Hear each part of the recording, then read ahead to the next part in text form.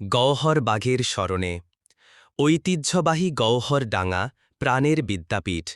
ইলমে দিন শিখেছি সেথা কেটেছে ৪ বছর নিট ফরিদপুরি রহমতুল্লাহি আলাইহি ছড়ালেন আলো রেনেসার কাণ্ডারি তার হাতে গড়া এ যে জ্ঞানের সবুজ বাগান বাড়ি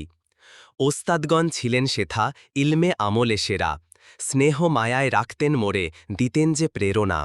পাঠের ফাঁকে কত কথা কত যে মধুর স্মৃতি আজও ভাসে চোখে তাদের পবিত্র মুখছবি অমলিন প্রীতি গওহর বাগ বলে ডাকিতাম হৃদয়ে সে নাম আঁকা স্মৃতির পাতায় আজও অমলিন যায় না তো সে স্মৃতি ঢাকা কত সকাল কত সন্ধ্যা কেটেছে সেই প্রাঙ্গণে ইলমের নূরে আলোকিত হয়েছি ক্ষণে ক্ষণে ৪টি বছর কেমন করে গেল টেরেই তো পেলাম না আজও সে ডাক সে সুর শুনি ভুলতে তো পারি না গওহর ডাঙা ওগো আমার গওহর বাগ প্রিয় তোমার তরে এমন কাঁদে প্রতিটি সময় প্রতিক্ষণ